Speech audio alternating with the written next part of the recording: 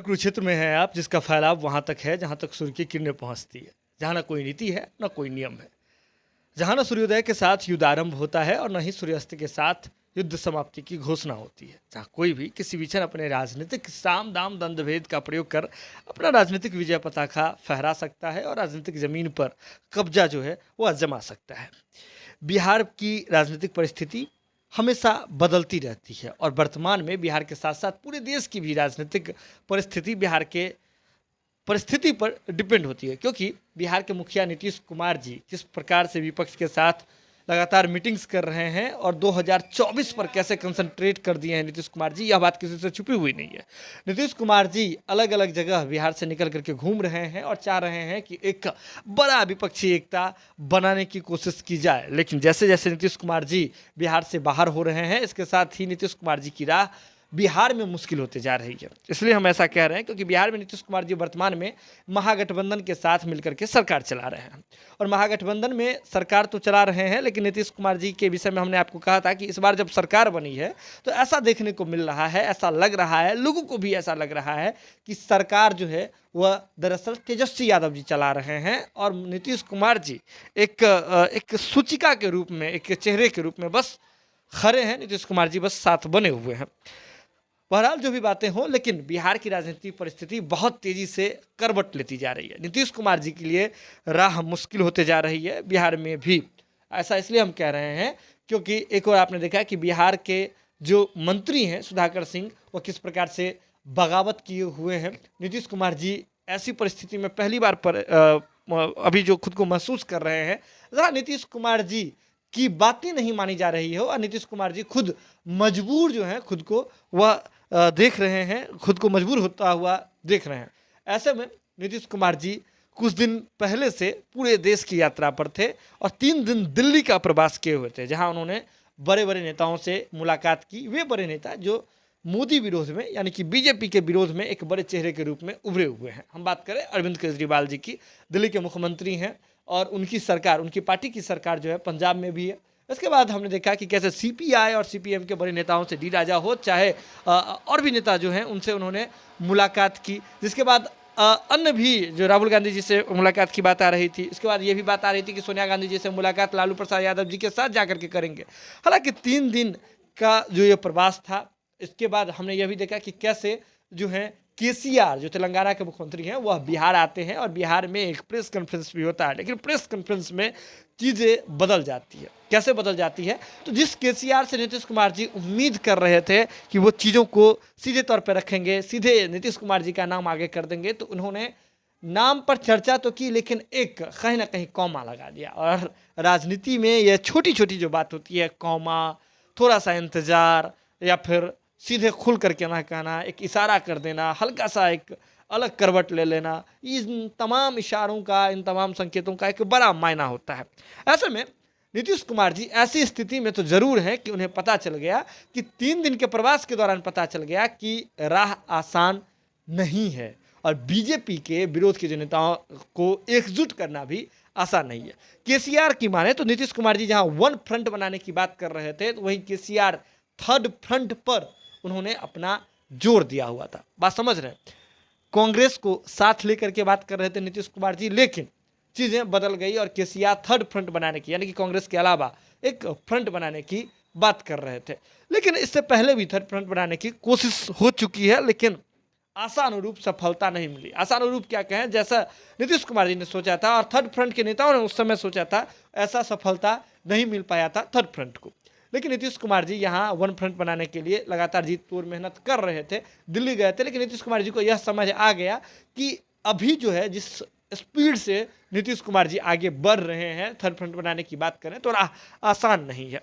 सपा जो है इस पूरे प्रकरण में क्या कुछ तेवर अपनाई या नीतीश कुमार जी को पता है, कैसे इन्होंने इन बातों को सुन करके अनसुना कर दिया, यह भी बात सब जनता के सामने आ गई। नीतीश कुमार जी इस बात को भली भांति जानते हैं। केसीआर जी का वन फ्रंट के अलावा 3rd फ्रंट बनाने की बात वो कर रहे थे, वह भी बात सबको पता है। इसके बाद अरविंद केजरीवाल जिस तरीके से मिले नीतीश कुमार जी से, यह बात भी नीतीश कुमार जी को एक संकेत के रूप में लगा। इसके बाद राहुल गांधी की बात करें तो वो कैसे क्या कर रहे हैं, यह भी बात नीतीश कुमार जी देख रहे हैं। तो नीतीश कुमार जी को लग गया कि जिस पोटेंशियल से वो चाह रहे थे, जिस गर्मजोशी से सारी मुलाकातें होंगी, सारी बातें होंगी, वो गर्मजोशी नीतीश कुमार जी को नहीं दिखा। वहीं उल्टे हाथ नीतीश कुमार जी जब बिहार से बाहर गए तो ऐसे में बिहार में परिस्थिति बदलने लगी।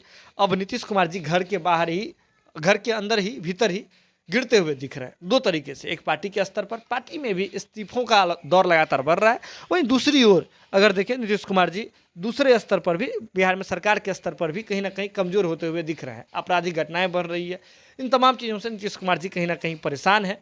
ऊपर से बीजेपी लगातार जो सरकार है, मौजूदा सरकार, उस पर सवाल खड़ा कर रही है, भ्रष्टाचार का आरोप लग रहा है और नीतीश कुमार जी खुद को मजबूर वाली परिस्थिति में पा रहे हैं। वहीं दूसरी ओर ऐसा दिख रहा है कि अब नीतीश कुमार जी एक घोड़े की भांति रेस में तो उतरे थे, लेकिन घोड़ा कहीं ना कहीं बीच रेस में ही थका हुआ सा महसूस कर रहा है और घोड़े को ज़रूरत है एक बड़े स्ट्रैटेजी की, एक बड़ी रणनीति की। क्योंकि नीतीश कुमार जी बाहर जाते हैं और नीतीश कुमार जी के पार्टी के, चाहे मणिपुर वाला मामला हो या फिर अगर आप देखें दादर और नागर हवेली में, वहाँ किस प्रकार से नीतीश कुमार जी के पार्टी के लोग अचानक कम होने शुरू हो गए। बिहार में भी लोग जो हैं इस्तीफा दे रहे हैं पदों से, तो ये भी नीतीश कुमार जी को दिख रहा है। वही बात नीतीश कुमार जी जिनके साथ प्रमुख रूप से वन फ्रंट बनाने की बात कर रहे थे, तो कैसे गोवा में क्या हुआ कांग्रेस के साथ, ये बात भी अब से छुपी हुई नहीं है। ऐसे में नीतीश कुमार जी को वर्तमान में ज़रूरत है एक बड़े रणनीति की। वहीं अब आ जाते हैं वापस बिहार में।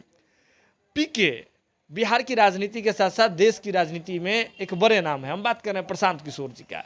चुनावी रणनीतिकार रहे और 2015 के महाभारत में 2015 का जो बिहार विधानसभा का चुनाव हुआ था, उसमें उनकी एक बड़ी भूमिका दिखी थी।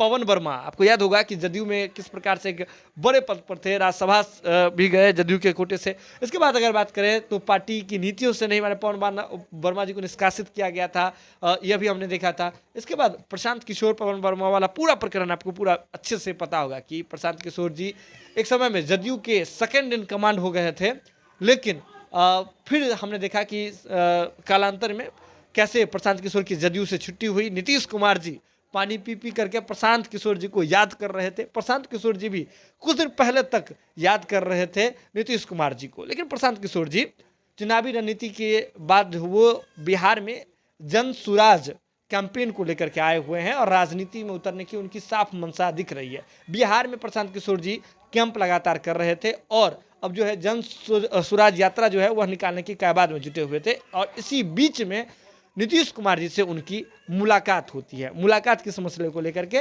पवन वर्मा जी एक सेतु बनते हैं। वो पवन वर्मा जो जदयू से निष्कासित हो चुके थे, वो पवन वर्मा सेतु बनते हैं नीतीश कुमार जी और पीके के मुलाकात की घंटों बातचीत होती है। अब समझिए, यहाँ दोनों घोड़े जो हैं थके हुए हैं। हम किस किस घोड़े की बात कर रहे हैं? एक नीतीश कुमार जी की और दूसरे घोड़े हैं प्रशांत किशोर जी।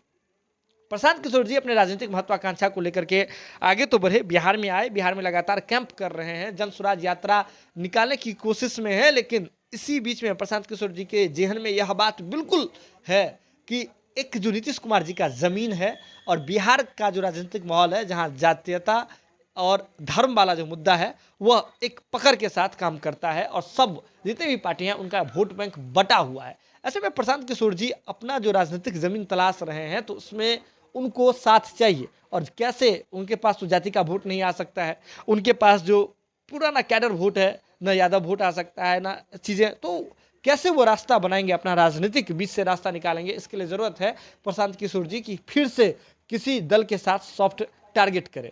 तो ऐसे में सॉफ्ट टारगेट में सबसे पहले प्रशांत किशोर जी के सामने अगर बात करें तो जदयू है। नीतीश कुमार जी के साथ वो चुनावी रणनीति देख रहे हैं, जदयू में इतने शीर्ष पदों पर हैं। और नीतीश कुमार जी का बात है, आपको याद होगा, उन्होंने कहा था जब प्रशांत किशोर जी की छुट्टी हुई थी जदयू से, उन्होंने कहा था कि अमित शाह जी के कहने पर ही उन्होंने पार्टी में उपाध्यक्ष बनाया था, इतना कैबिनेट का एक दर्जा दिया था।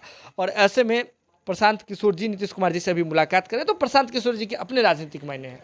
प्रशांत किशोर जी अकेले लड़ करके थक चुके हैं, समझ रहे हैं कि या तो बीजेपी या फिर जदयू, इन दो पार्टियों जो है प्रशांत किशोर जी की सॉफ्ट टारगेट है। तो उन दोनों में से किसी एक के साथ अगर समन्वय बन जाता है, चीज़ें परिस्थिति ठीक हो जाती है, तो बदल सकती है प्रशांत किशोर जी की राजनीतिक जो ज़मीन है उस पर, वो राजनीतिक ज़मीन जो है वो उपजाऊ हो सकता है, राजनीतिक ज़मीन पर फसल उग सकता है। यही बात नीतीश कुमार जी के लिए भी है। नीतीश कुमार जी 3 दिन के प्रवास के दौरान समझ चुके हैं कि राह इतनी आसान नहीं है। तो नीतीश कुमार जी को एक बड़े रणनीति की ज़रूरत है और नीतीश कुमार जी को प्रशांत किशोर जी की रणनीति कहीं ना कहीं सफलता दिला चुकी है। नीतीश कुमार जी इस बात को मान चुके हैं 2015-16 के दौरान। तो ऐसे में नीतीश कुमार जी और प्रशांत किशोर जी कहीं ना कहीं इन तमाम संभावनाओं पर चर्चा कर रहे हैं। अब देखिए, जैसे नीतीश कुमार जी के लिए परिस्थिति बन रही है और लालू यादव के बिना विश्वास में मिले हुए हैं प्रशांत किशोर जी से, तो कहीं ना कहीं नीतीश कुमार जी और प्रशांत किशोर हो सकता है कि एक नई संभावनाओं का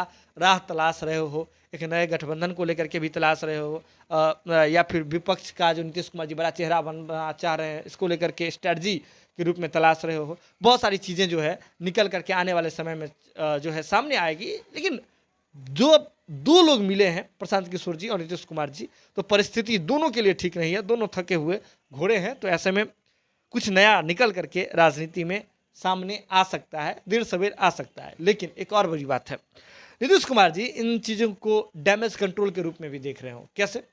आपको याद होगा कि कुछ दिन पहले ही पीके यानी कि प्रशांत किशोर जी और आरसीपी सिंह जी, जो जदयू में बड़े नेता थे, आरसीपी सिंह जी जदयू कोटे से केंद्रीय मंत्री भी थे, और आरसीपी सिंह जी कैसे जदयू से जो है उन्होंने इस्तीफा दिया, चीज़ें बदली जदयू में। अब आरसीपी सिंह जी खुल करके नीतीश कुमार जी के सामने उनकी मेधा पर, उनके शिक्षा पर, उनके एग्जाम पर सवाल खड़ा कर रहे हैं, वोट बैंक पर सवाल खड़ा कर रहे हैं, उनके राजनीतिक जीवन पर सवाल खड़ा कर रहे हैं। यह बात किसी से छुपी हुई नहीं है। ऐसे में हमने देखा था कि प्रशांत किशोर जी कैसे आरसीपी सिंह जी से मुलाकात करते हैं। तो कहीं ना कहीं नीतीश कुमार जी के लिए यह एक अलार्म टोन की तरह भी था कि आरसीपी सिंह जी जो कि जदयू से हट करके हुए हैं, बागी हुए हैं, तो एक प्रशांत किशोर जी के साथ एक नई रणनीति बना सकते हैं, एक नई पार्टी को लॉन्च कर सकते हैं दोनों मिल करके। क्योंकि प्रशांत किशोर जी ने अभी पार्टी लॉन्च वाली बातों में नहीं आए हैं, अभी जनसुराज कैंपेन चला रहे हैं अलग अलग मसलों को लेकर के।